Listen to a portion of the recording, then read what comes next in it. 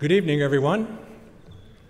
My name is Bob Wiegert, and as president of the board of directors of the Fairfield Arts and Convention Center, I'd like to welcome you to our fourth Coming Together concert.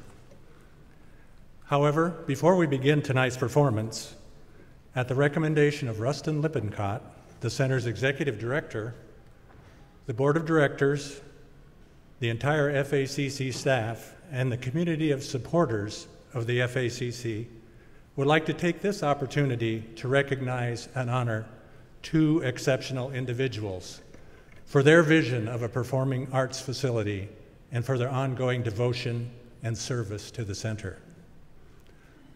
I would ask Sally Johnston and Susan Kessel to please join us on stage.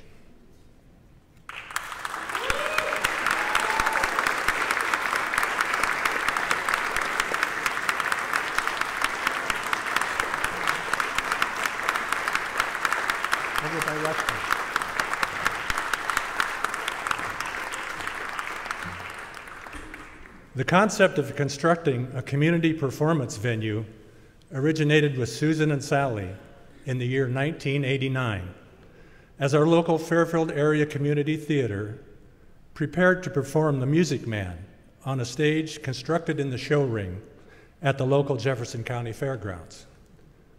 From that moment of inspiration, Susan and Sally have motivated a community to come together to make their vision of our Arts and Convention Center a reality.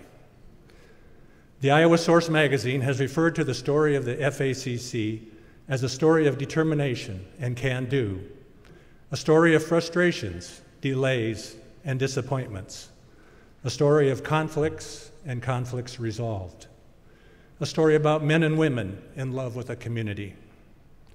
It is a story that has made the Fairfield Arts and Convention Center a marvel, a symbol, a monument to what a small town can do when a dream is shared. We are grateful to Sally and Susan for giving birth to the original idea of this performance venue. We are grateful for their passion, grateful for their warm hearts, grateful for their headstrong, no-quit mentality, and grateful for the sacrifice of their families. The 500,000 patrons who have walked through the center doors over our first decade are grateful for the opportunity to gather for memorable events in the center's exhibit hall and to enjoy the performances of both world-class entertainers as well as local stars right here on the Sondheim Theater stage. Sally and Susan, you have brought us the Fairfield Arts and Convention Center. For that, we cannot thank you enough. Joneane Parker, friend of the center and friend of Susan and Sally, will give us some historical context for tonight's presentation.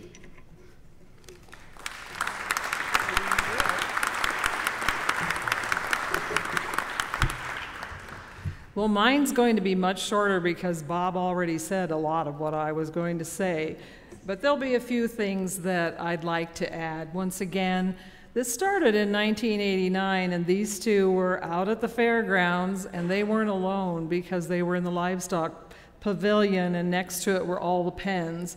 And the pens were full of all the animals to be shown at the fair, and the cows were mooing, and they were leaving little pies around, and very much part of everything. Their conversations, their movement, all of it certainly got everyone's attention. One performance, in fact, I remember for these two, that the cows were actually singing along, but maybe a little off key, maybe not quite as well as they might have. In one performance, had an absolutely torrential downpouring of rain that blocked all of the sound, and so there it was. We can do better than this. You can just see the wheels turning on these two. We can do better than this. So with the sights and sounds and maybe even the odors in their minds, these two had a dream. They had all of those things there. They had a dream. And after much mulling around and conversation and thought, these two got the ball rolling for all of us. By the summer of 1996, they had skillfully recruited a diverse group of thinkers and doers, and they set up the first board formation meeting. Now, Rustin would be the first to say, you can't tell these guys no, these gals, these whoever's, because they're both all rolled up into one. So, lots of people stepped to the plate with them to listen, and it gained momentum, and that momentum didn't stop, and that momentum consumed our whole entire community. This tiny little seed was planted, and it was nourished by these two and by the Iowa I Can Do. These two are visionaries, as Bob said. They're highly intelligent, they're level-headed, they're dynamic, they're warm, they're small-town women who share a passion to make something wonderful happen. They were reared here in this environment where nobody's a stranger, where everybody helps out, where everybody shares, and everybody pitches in. And that's just the standard of living here. Where self-sufficiency is what we do, and can do means absolutely can do. They were and are the fire starters and the keepers for all of us. So seed money was obtained, lists, committees, details, and more were developed. And that tiny seed at that point was fertilized, it was watered, and exposed to the rich Iowa sun. As Bob commented, as with any seed in Iowa, there are ups and downs. You know, in farming we have the droughts and we have the floods and economic impacts. And there were the similar sorts of things during the progress of this seed growing.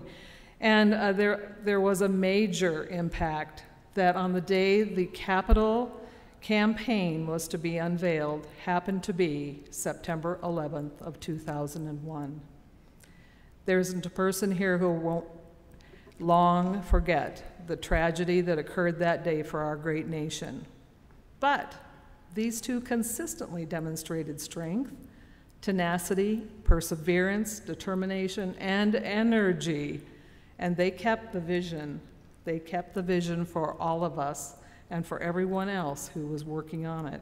Look around, folks. They grew this Fairfield Arts and Convention Center, and yes, this is just one of their many passions. No surprise that each of these fine ladies have been named Outstanding Citizens of the Year, because there are many organizations, causes, and loves that benefit from their expert involvement. And tonight, as Bob said, we're grateful. We're grateful for all you've done and that you've made this a reality for all of us.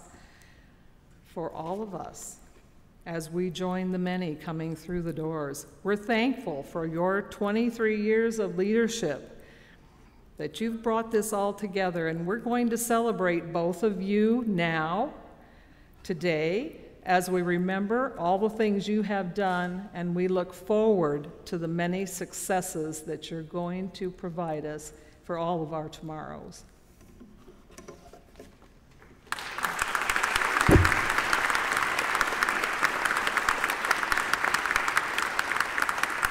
Oh, a long time ago, what, about a year and a half ago, Rustin asked me if I would do a double portrait of these two ladies. And I don't know if you remember, Sally, standing in your kitchen, me asking you your favorite color. Do you remember that day? Oh, good. Because I didn't want you to suspect anything. Anyway, I had a hard time figuring out exactly how I wanted to portray them. My first idea was to have Susan and Sally holding a model of the Civic Center, kind of like you'd see it in an old medieval painting where a donor would hold a model of the church that he'd paid for, or something like that. But I think I threw that idea out to Rustin, and he wasn't really crazy about it. So I kept thinking, and I ran across a picture on Facebook, I think, that Werner Elmker had taken. It was a night view of the Civic Center with the courthouse in the background and the bar height windows illuminated. And I thought, oh, that's a perfect angle. because you've got that big plain wall, this be the south wall of the auditorium here, as a background for the two women. So I went out there one day and photographed it in the daylight because I couldn't see from Werner's angle. It was a nighttime view, and I couldn't see important details. Plus, I never got around to asking him if it would be okay. So, but Werner, thank you for taking that picture because it really did inspire the kickoff for the composition. Anyway, I have Susan and Sally each holding an important symbol of their involvement here at the Sondheim. Sally's holding a program for the Evelyn Gamreth Summer Music Festival. I don't know if that's the right name for it, but it's in memory of dear Evelyn, who was such an inspiration to so many of us. Was she your music teacher? Yeah. And I know she was Sally's music teacher. How about you, Susan? Are you too young? Did you have Evelyn Gamreth? Oh, too bad.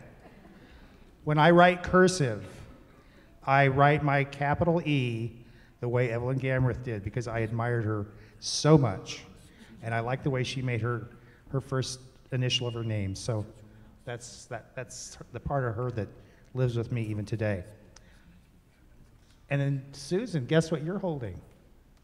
It's the maquette of the Lee Gobble statue. So we've got the Lee Gobble statue, the Evelyn Gamreth Memorial Camp. We've got the Barhite windows, the angel windows in the Barhite Chapel Memorial, and we have the courthouse in the background.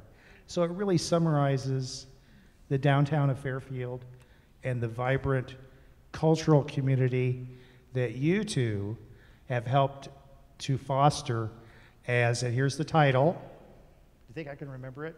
I asked Joneane to remind me because I just thought of it this morning. The painting is called Founding Mothers. And so I salute you two as being the mothers of, you know, the culture of Fairfield and emblematic of the energy and creativity and dedication and vision that it has taken to make this place possible. And we all thank you very much.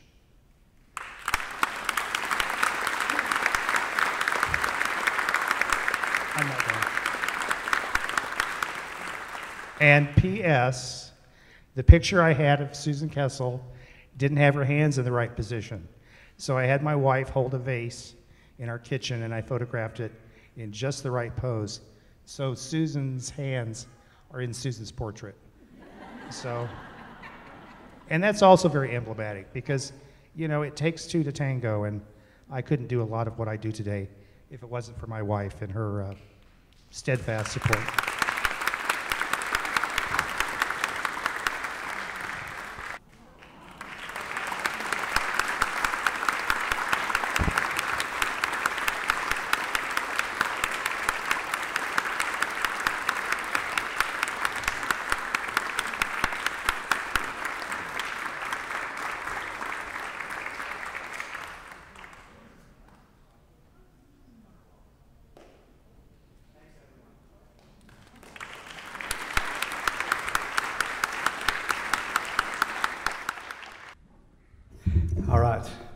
Well, good evening. My name is Rustin, and I have the greatest job in the world. I get to work with people like Susan and Sally, and people like Jim Edgeton, and be around singers and performers like we're about to see. Sally and I had this vision of this concert 4 years ago. This was our 4th year, and I think Joneane referenced it. And if you ever get the chance to work with Susan and Sally, and you say no, and they agree with you, let me know how you did it. Because Susan and Sally are they're leaders, and they get their mindset on something, and darn it, you just better do it. And I've just loved doing it for them. I remember when we started back 10 years ago, it was sometimes a little bleak, and I just remember the passion and the excitement that Susan and Sally had when I met them, and I couldn't let them down. And tonight's a tribute to not only not letting them down, but taking it to the next level. And it never hurts when you have this kind of talent from your hometown to take it to the next level. So thanks for coming. I'm gonna introduce the band under the direction of my dear friend, Jim Edgeton.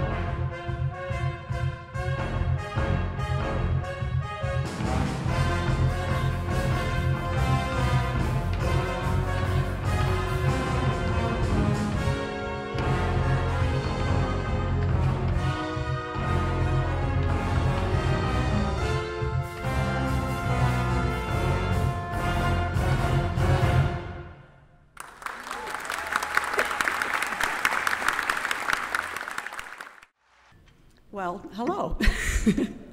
I am so pleased to see all of you here tonight. Thank you so much for coming. I'm Sally Johnston, and this is my husband, Steve. And as we were getting ready to come tonight, I thought, oh, the last time we got dressed up and came and stood on this stage, we got married. Here we are.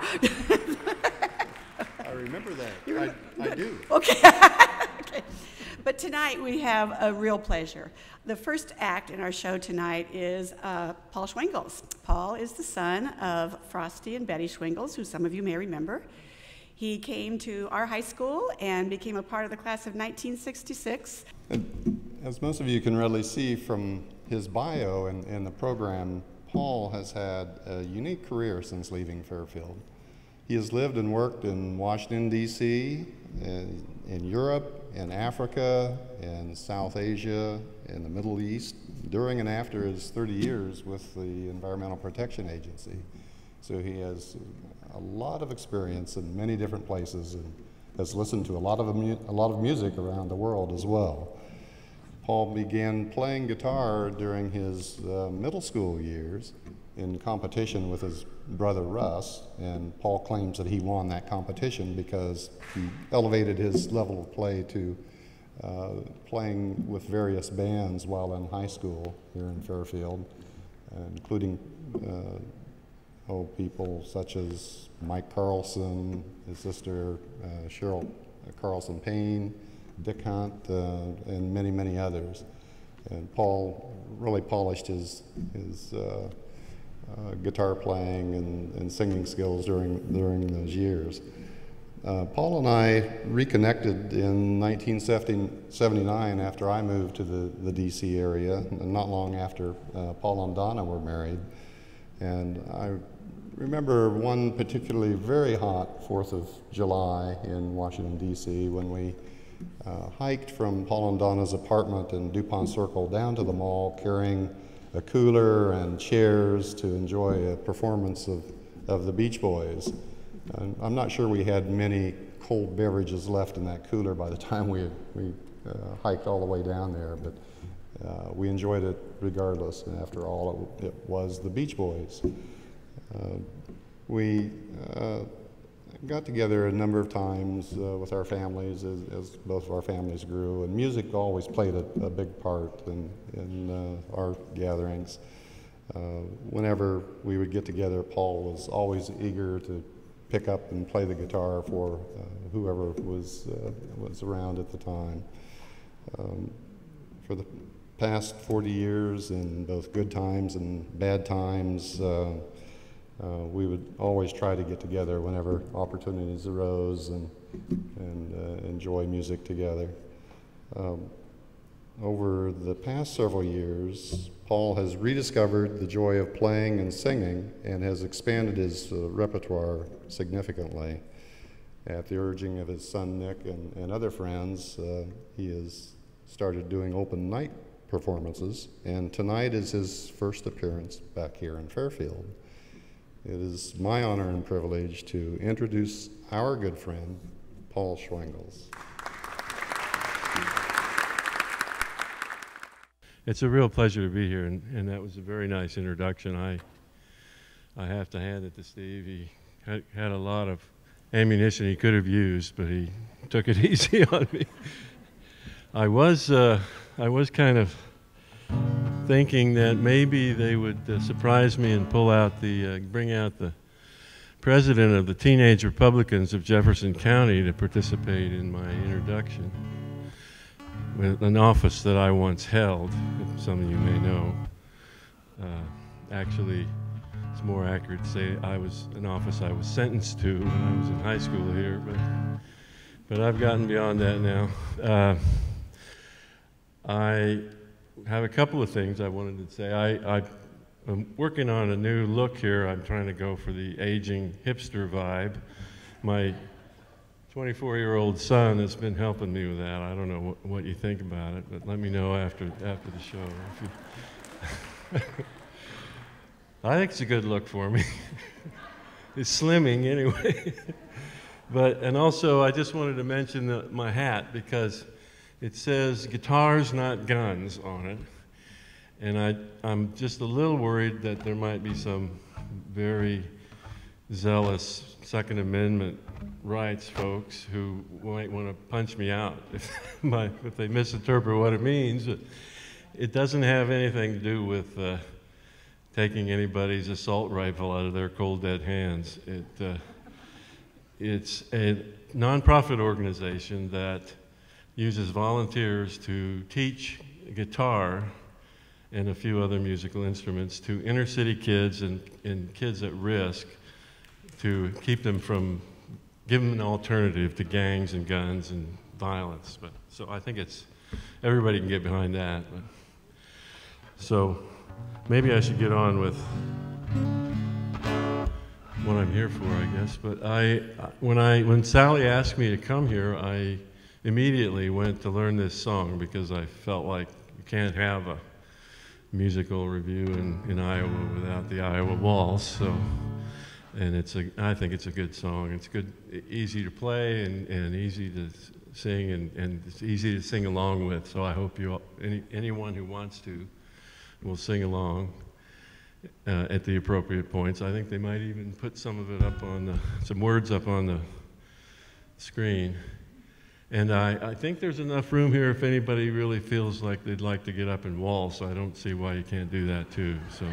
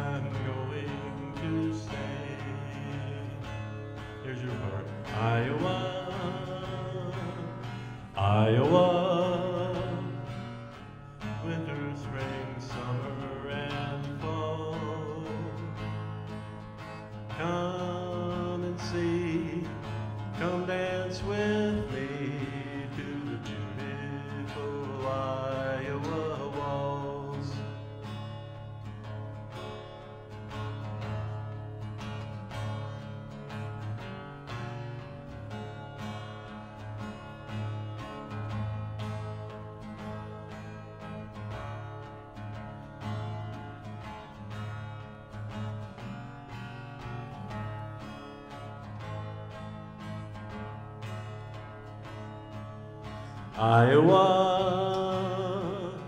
Iowa, winter, spring, summer, and fall. Come and see, come dance with me to the beautiful Iowa Waltz.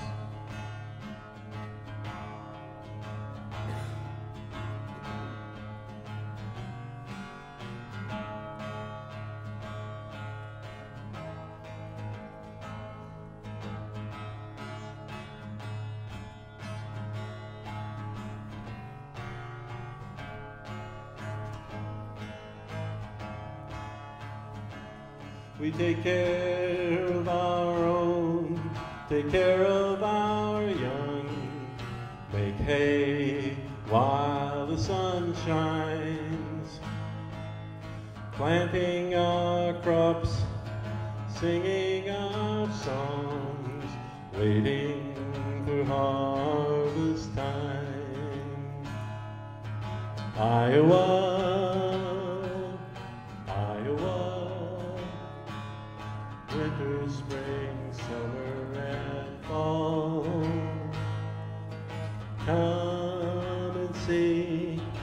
come dance with me to the beautiful Iowa waltz.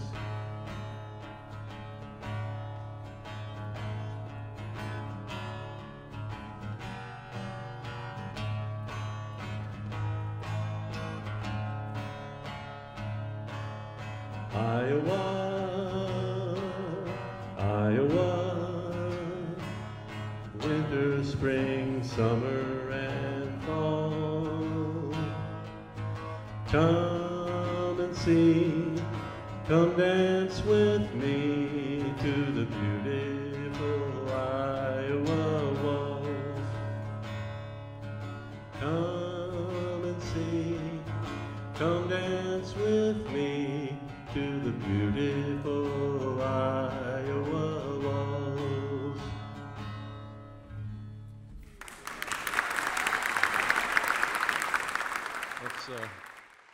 She graduated from Fairfield High School in '68 and from Truman State in '72.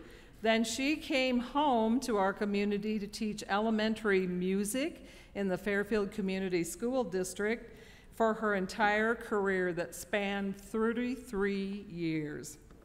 She has willingly shared her gifts and talents and time in numerous venues, including her church, in the Fact productions, notably as Anna in The King and I at the fairgrounds with the mooing cows helping her out.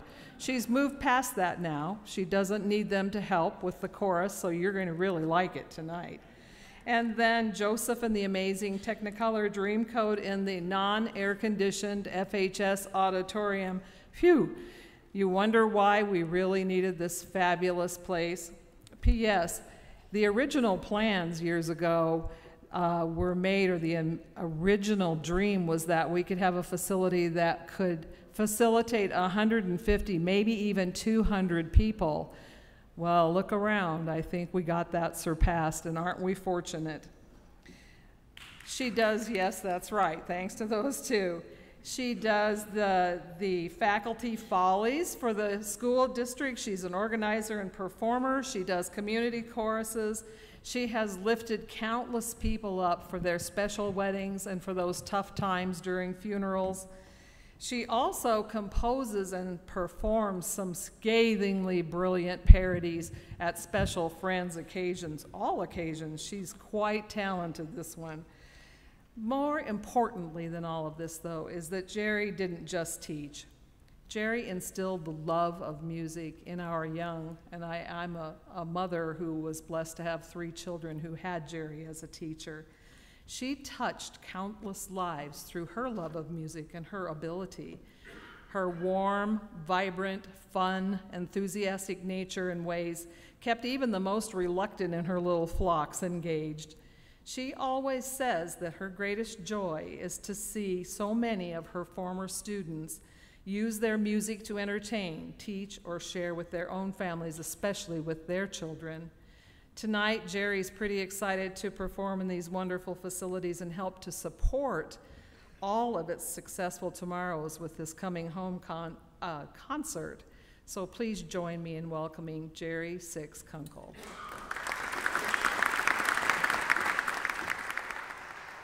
I've spent my whole life singing to children, so it's really a privilege to be on this stage with such fine musicians. I'm a firm believer in group participation, so I will sing the chorus the first time, and then I will say, everybody, and the words should flash up on that screen, and you should sing along, okay? This is a perfect song for an old lady because it's sung by an old lady who's making the most out of her life, and I kind of like that. Okay.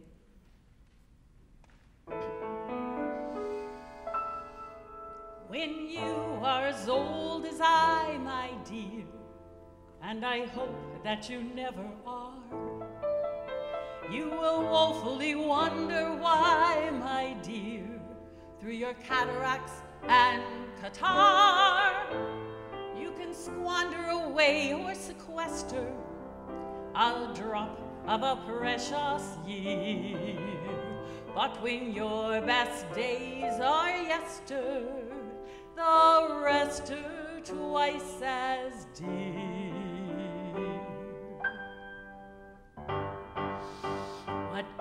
a field on a fine summer night if you sit all alone with the weeds? Or a succulent pear if with each juicy bite you spit out your teeth with the seeds? Before it's too late, stop trying to wait for fortune and fate you're secure of. For there's one thing to be sure of, mate. There's nothing to be sure of. Oh, it's time to start living. Time to take a little from this world we're given.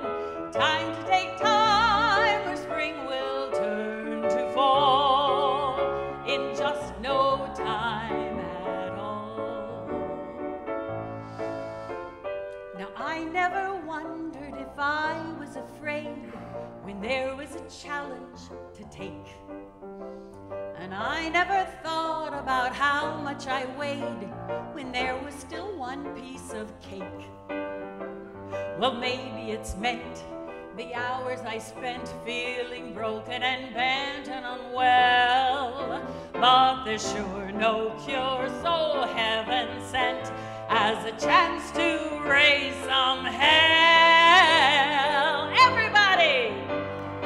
Oh, it's time to start living. Time to take a little from this world you're given. Time to take time, for spring will turn to fall in just no time at all. Sages tweet that age is sweet. Good deeds and good works earn you laurels. But what could make you feel more obsolete than being noted for your morals?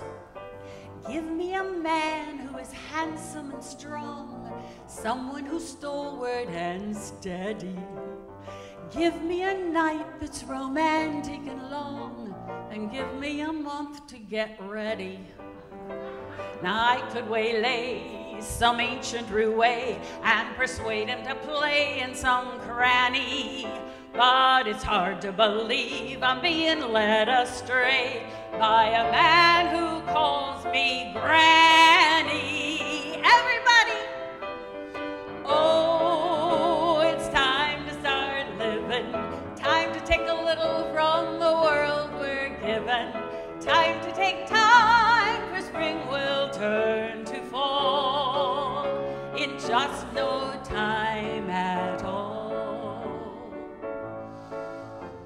So when the drearies do attack, or stage of the siege begin, I'll throw these regal shoulders back and lift these noble chins.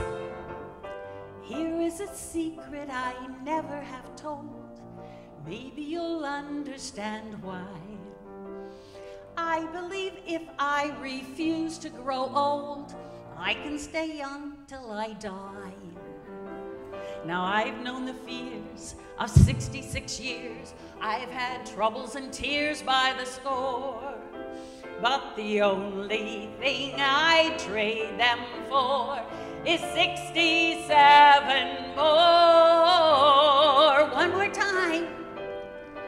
Oh, it's time to start living. Time to take a little from the world we're given. Time to take time, for spring will turn to fall in just no time at all. Oh, it's time to keep living. Time to keep taking from this world we're given. You are my time, so I'll throw off my shawl.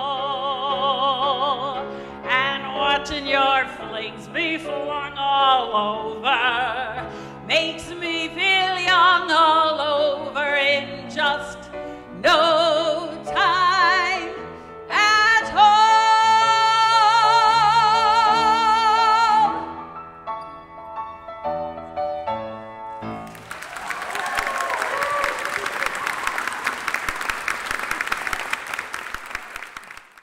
I am thrilled to be able to introduce John Turner. I've known John for a really long time. I first remember him when I was in about 4th grade at Lincoln School, and he was one of the big kids in 5th grade. And his dear brother Bill, that many of you know and remember, was in 3rd grade when we were all there, the Lincolnites. And at that time, Parsons College was not a real big institution. There might have been, I don't know, 400 students or something like that. And those of us that grew up in that neighborhood out there considered the Parsons campus part of our playground, part of our neighborhood. You know, we went sledding at Trustee Gym in the winter, and we learned how to swim in the pool, and we waded in Crow Creek, and, you know, it was just there, and our parents didn't think a thing of letting us go over there and play. It was fine. Well, one day, John and Bill were exploring the Parsons College dump and found a bunch of old music, which had been thrown out. This was after John had already started playing piano. He actually started plinking around when he was about 4 years old and started lessons when he was 6, and you'll see the results of that very shortly.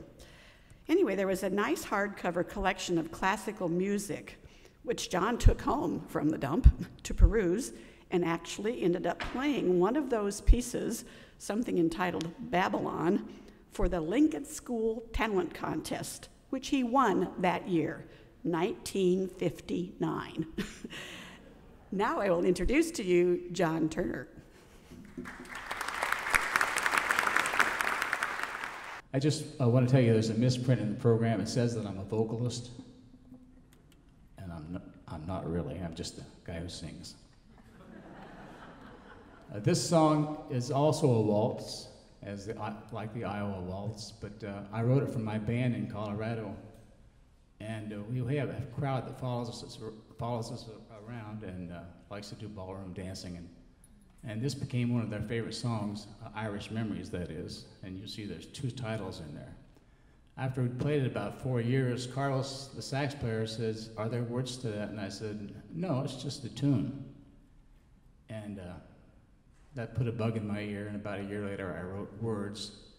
And I know nothing about Ireland, so except that it's surrounded by water, I think. And so I wrote this song. I was thinking it's a song about kind of going home, so it kind of fits with this program. So I was thinking of Fairfield, Iowa, when I wrote this song.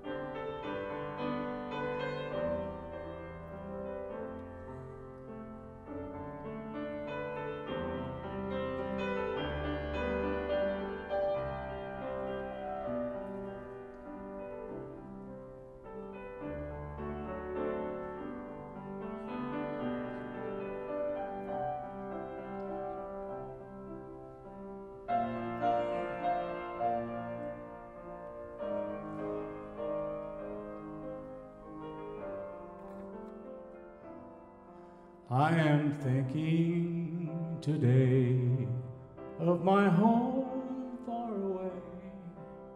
far away across the oceans and seas, across the hills and the valleys. The land of my youth seems to beckon and bid me return. For 'twas there I was born, in a home full of love, to a place I will always belong. And it's there where my heartstrings can always be heard,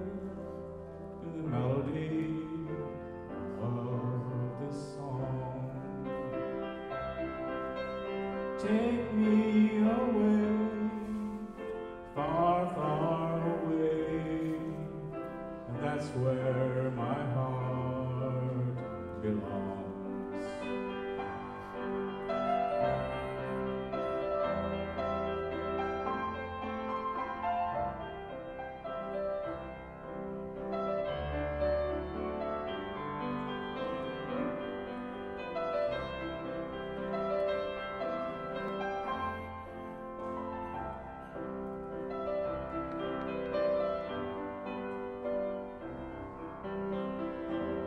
For 'twas there I was born, in a home full of love, to a place I will always belong. And it's there where my heartstrings can always be heard in the melody of this song. Take me away, far, far away, that's where my heart belongs.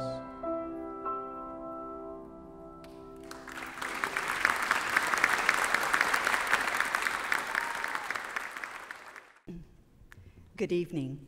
It is my pleasure to introduce to you one of my dearest longtime friends. We first met in junior high school, but became especially close friends in high school due to our mutual love of music. She had a spectacular voice, and I loved to play piano. In high school, we were fortunate to have Jane Ruby as our vocal music teacher, and it was Mrs. Ruby who brought us together. Debbie and I spent many hours together having fun and being serious about our music.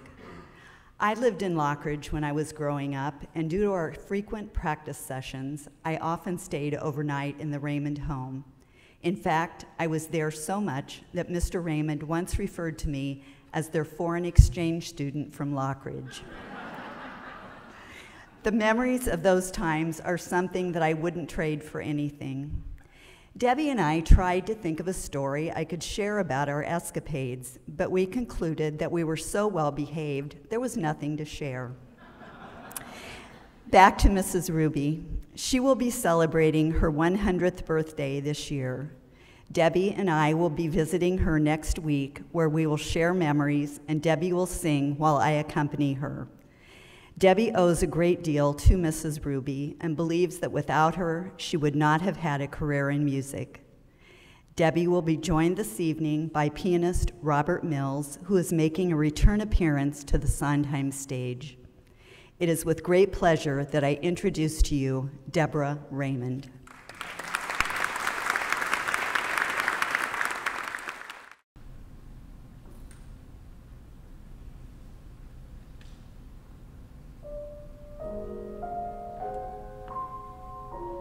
Oh,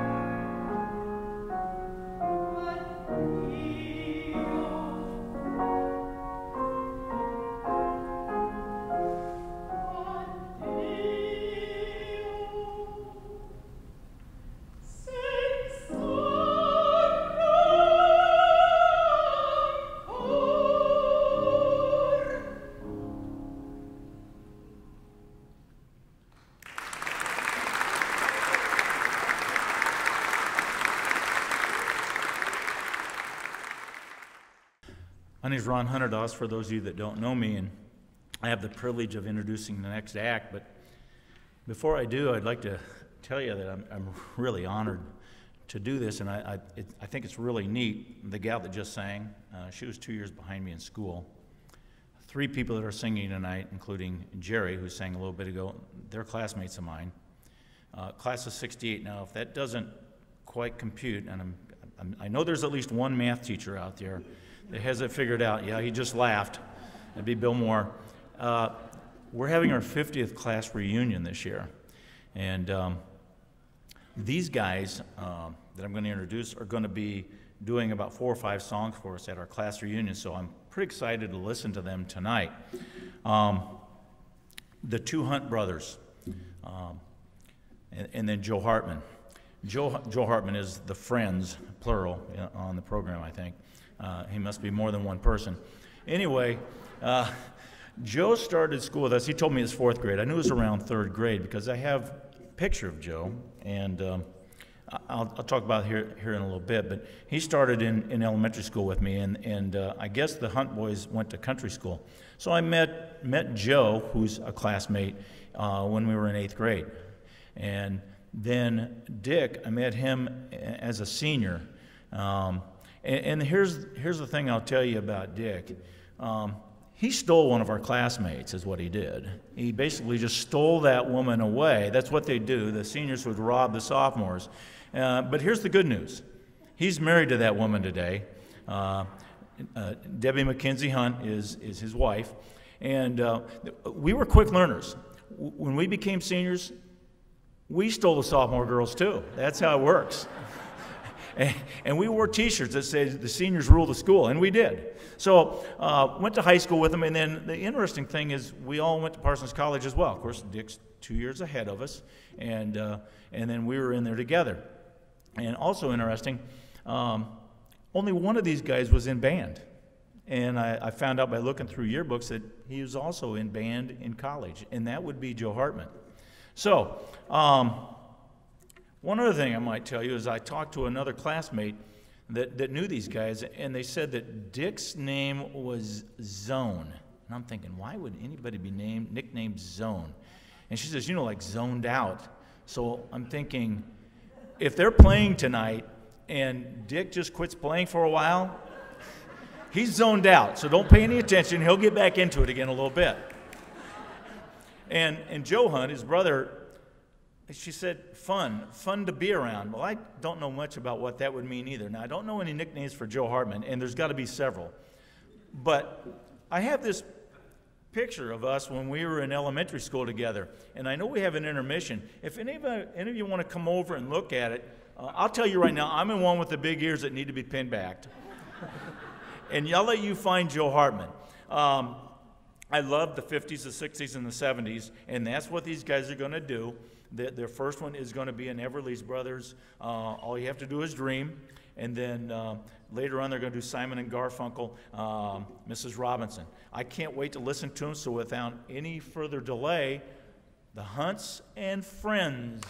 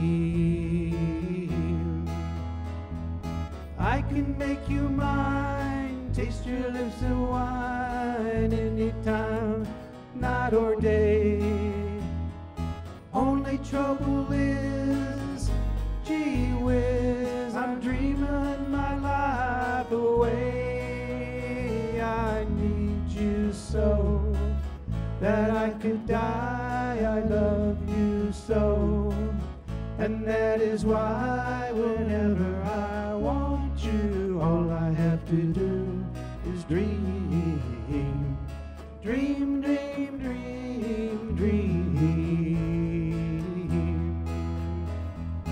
I can make you mine, taste your lips of wine anytime, night or day. Only trouble is, gee whiz, I'm dreaming my life away. I need you so that I could die. I love you so, and that is why whenever I want you, all I have to do is dream, dream, dream, dream, dream, dream, dream, dream, dream, dream, dream, dream.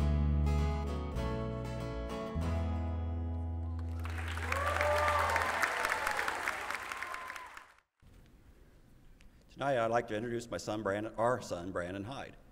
You know, when he was a kid, he was always singing around the house and always enjoyed singing. You know, high school, he was in the plays and musicals. And then he took off for college to Simpson, where he participated in the operas and choirs and madrigals there. And now we got him back in town, for a while anyway, we hope. And I get to listen to him in the choir, sing with me in the choir, so that's always a joy. So now I give you Brandon.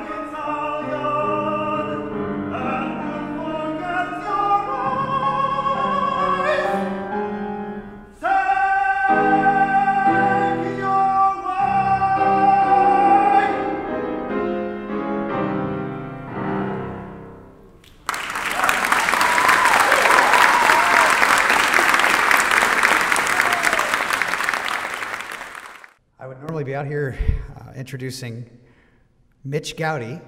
I've got to know Mitch over the last several months, and We thought we had him ready to perform for the first time in it, and he decides to go to Florida on vacation. And I'm like, Mitch, you looked at the calendar wrong. And he said, I can fly back. And I said, no, you don't need to do that. How about send me a video and come tomorrow? So he will be here tomorrow. So we have a video that we're going to see. It's quite comical. I don't feel sorry for him. He was stuck at the Detroit airport for an entire 24 hours. That's what you get when you tell Rustin no. So if you came, I'm sure you came to see me, but if you came to just see Mitch, we'd be happy to give you a ticket tomorrow because he will be live and on the Sondheim stage tomorrow. So until then, you have to put up with me. So guys, can we show the video? Hello everyone, it's Mitch Gowdy, and I'm here with my wife. I'm here with my mom. Hi. And it is around 5 a.m. and we're in Detroit. And we have had the pleasure of taking naps on these really comfortable black chairs at the airport because our flight was canceled. But we're on target to be back on Saturday, and I hope to perform for you then if the airline gets everything together. Obviously, we don't have control over that, so we apologize for it. But I wanted to give you a little just context of what's going on. I got a song that just came out, and it's actually been about a year or so. It's called You Through My Eyes. It's a song that just started as a poem when I was traveling, and it's kind of turned into this country electronic song, and that's really what we've been exploring lately. Another thing is that we're in the process of moving down to Nashville, so we're really excited to do that. I've always enjoyed playing music, and I've grown up around a lot of culture in Fairfield and had a lot of opportunities to perform, which isn't common in a small rural Iowa town. I'm finding out as I go out and play at a lot of county fairs and such. So I'm really excited to take the next step with our music career, but I'm also excited to come back and perform at my hometown here coming up soon. So we'll see you on Saturday, and Mom, thanks for understanding. It's been quite the night. Oh yeah, so comfy. So comfy. We've been just getting great sleep. So we'll see you soon and enjoy this song. Thanks.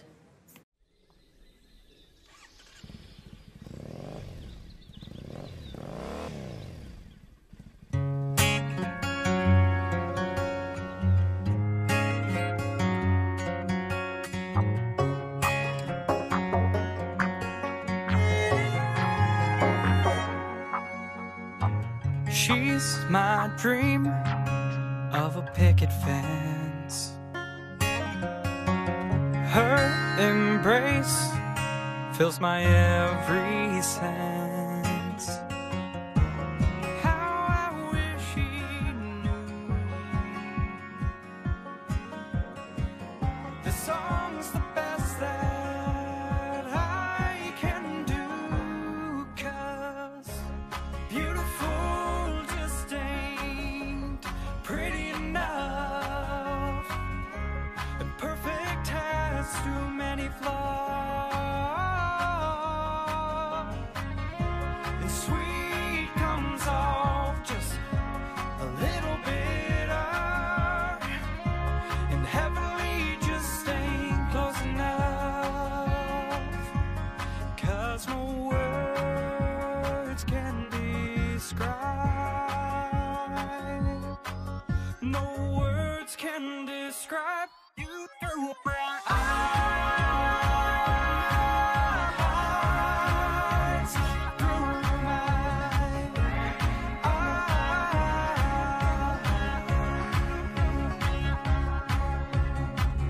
Wish I could be the mirror that she sees, reflect the love she gives to me.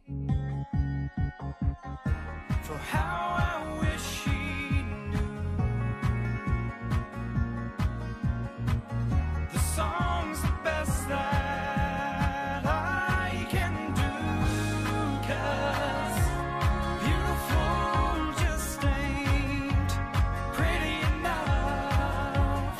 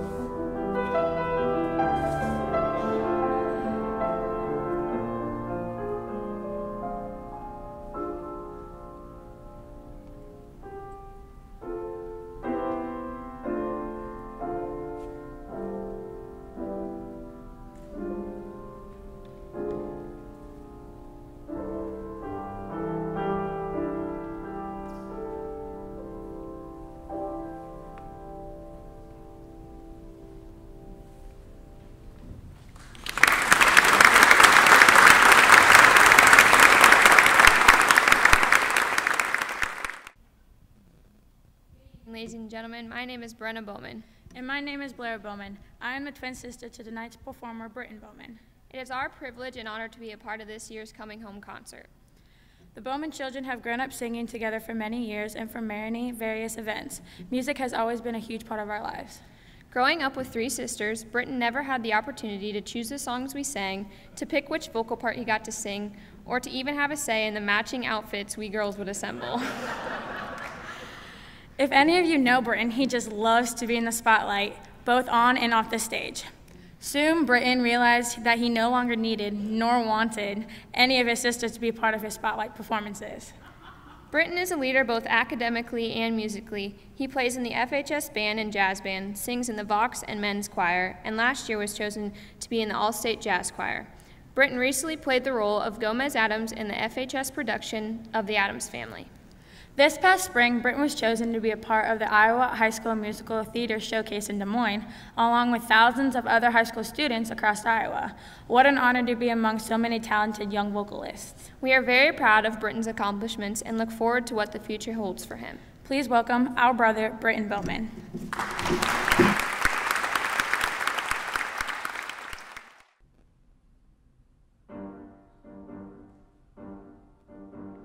Did I ever once believe this day would come? Did I ever once expect a worse? Did I ever dream that I would feel this way? Dios mío, no, this is the first. I'm a Latin man and Latin men are smart. Everything we do is moist, sincere, leading with a sword as much as with a heart. Never once was I prepared to hear. Not today, she spat it in my face. Not today, not even second base. Not today, the words I heard her say. Not today, not today, not today. I remember well the day she poisoned me. No one else had cared enough to try. How did she uncover all the joys in me? All the ways she promised I would die. Every year that passes, I desire more. Anyone who knows us would agree. She's my every fever, flu, and canker sore. She's my only hepatitis B. Not today, I'm dancing on my own. Not today, a dog without a bone. Not today, that rotten rondelay. Not today, not today, not today. Can you confirm this is the worst hotel in Paris? Because I need to get your ghoulish guarantee. What I would pay if you could say you'd serve my petit déjeuner from an abandoned kingdom patisserie. I must be clear, don't want to circulate misnomers. You must have roaches in the path at any cost. It says right here in my new guide I bought from Frommer's that even in July the pipes are thick with frost.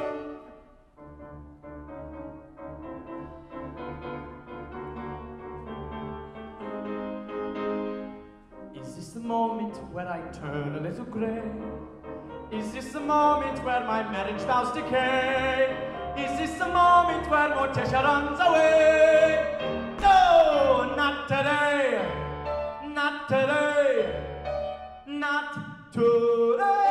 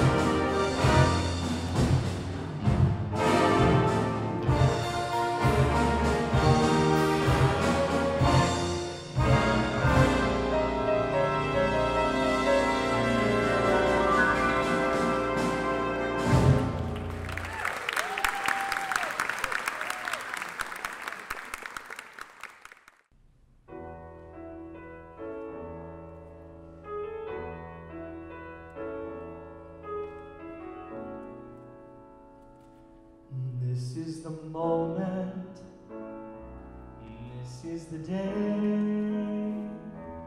when I send all my doubts and demons on their way. Every endeavor I have made ever is coming into play, is here and now today. This is the moment, this is the time when the momentum and the moment are in rhyme. Give me this moment, this precious chance. I'll gather up my past and make some sense at last. This is the moment when all I've done, all of the dreaming, scheming and screaming become one.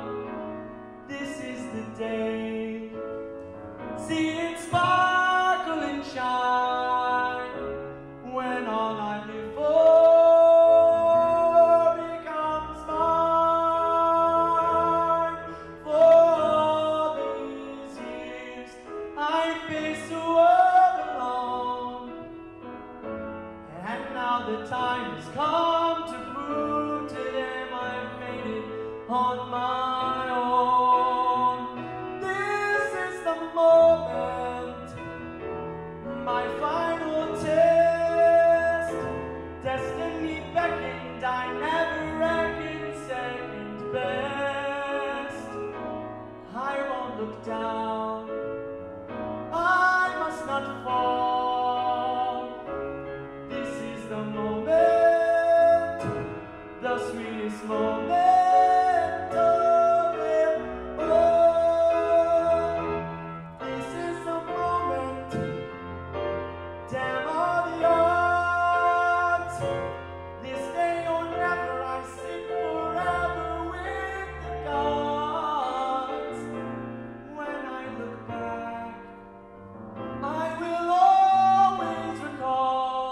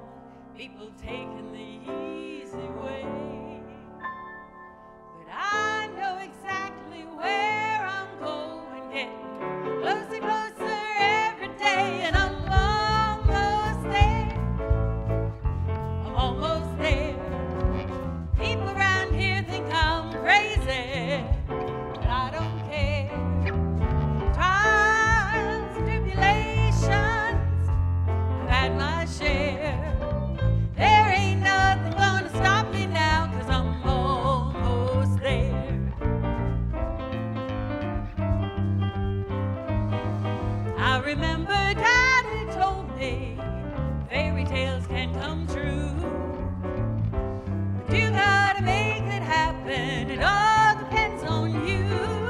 So work real hard each and every day. Now things for sure are going my way. Just doing what I do. Look out, boys, I'm coming through, and I'm almost there. Almost there. People gonna come here from everywhere, and I'm almost there. I'm almost there.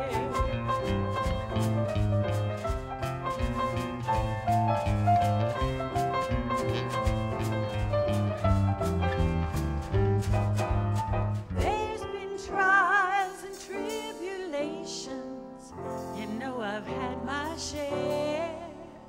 But I climbed the mountain, I crossed the river, and I'm almost there. I'm almost there. I'm almost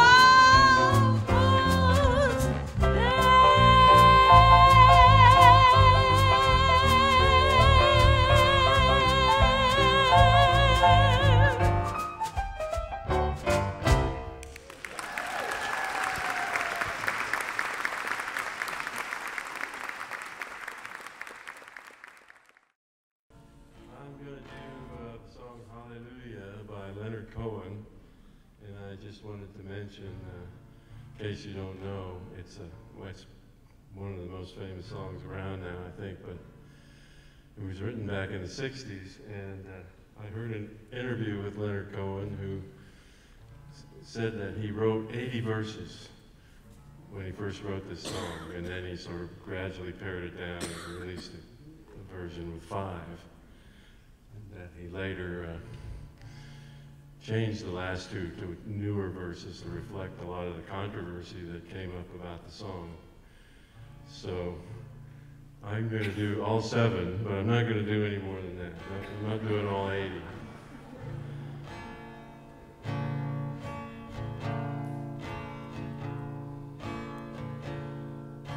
They say there is a secret chord that David played and it pleased the Lord, but you don't really care for music, do you?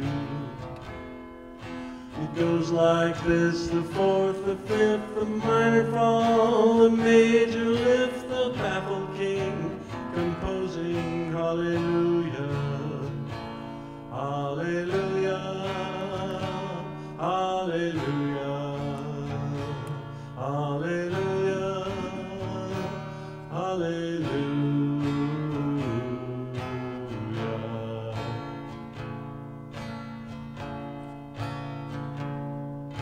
Your faith was strong, but you needed proof. You saw her bathing on the roof, her beauty in the moonlight overthrew you. She tied you to a kitchen chair, she broke your throne, she cut your hair, and from your lips she drew thee. Hallelujah, hallelujah, hallelujah, hallelujah, hallelujah.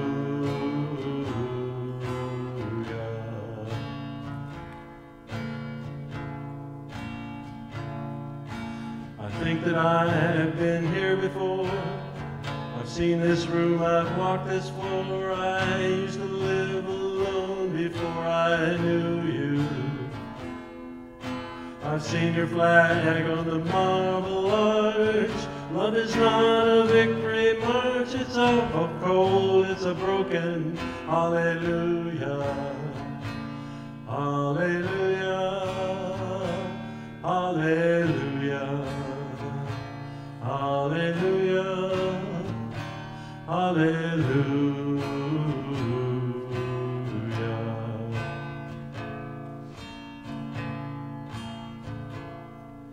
There was a time when I used to know what was going on below, but now you never show it to me, do you?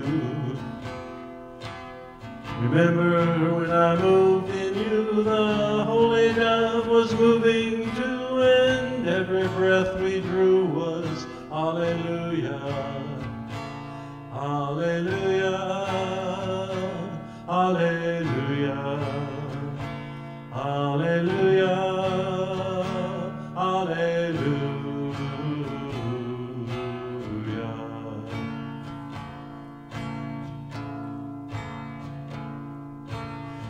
Maybe there's a God above, but all I ever learned from love was how to shoot somebody who outgrew you. There's not a cry that you hear at night. It's not someone who's seen the light. It's a cold, it's a broken hallelujah, hallelujah, hallelujah, hallelujah, hallelujah.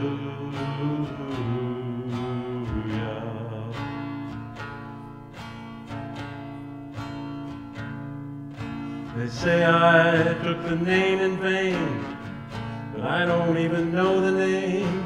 And if I did, well really, what's it to ya? There's a blaze of light in every word. It doesn't matter which you heard, the holy or the broken. Hallelujah, hallelujah, hallelujah, hallelujah, hallelujah.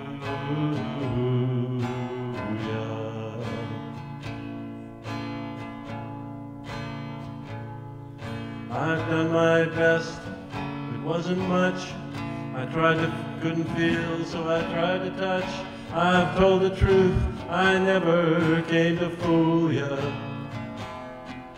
But even though it all went wrong, I'll stand before the Lord of song with nothing on my tongue but hallelujah, hallelujah, hallelujah, hallelujah, hallelujah,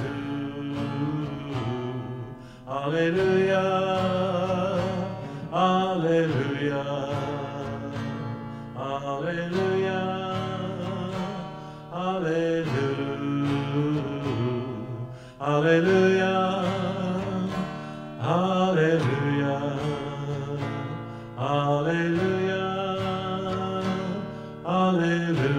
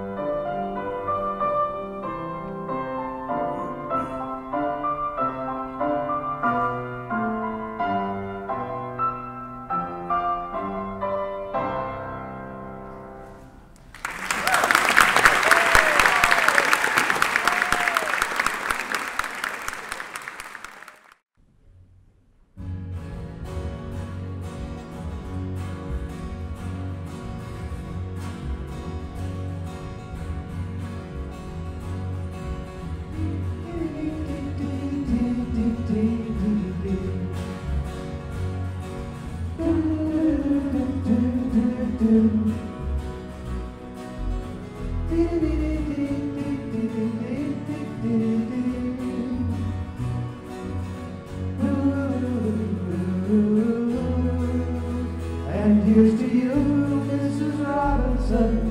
Jesus loves you more than you will know. Whoa, whoa, whoa. God bless you, please, Mrs. Robinson. Heaven holds a place for those who pray. Hey, hey, hey, hey, hey, hey. We'd like to know a little bit about you for our files. We'd like to help you learn and help yourself. Look around you, all you see are sympathetic eyes. Stroll around the grounds until you feel at home. And here's to you, Mrs. Robinson. Jesus loves you more than you will know. Whoa, whoa, whoa. God bless you, please, Mrs. Robinson. Heaven holds a place for those who pray. Hey, hey, hey, hey, hey, hey.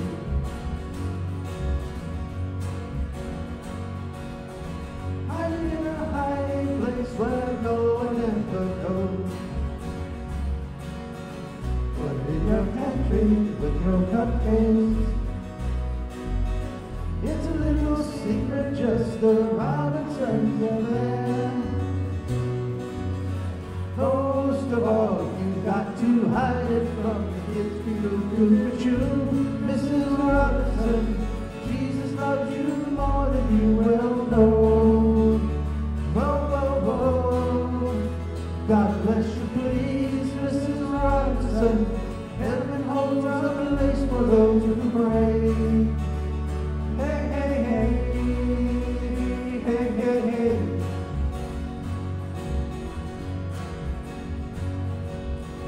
Sitting on a sofa on a Sunday afternoon, going through the candidates debate. Laugh about it, shout about it when you've got to choose. Every way you look at it, you lose. Where have you gone, Joe the Maggio? Our nation turned its lonely eyes to you. What's that you say, Mrs. Robinson? Joe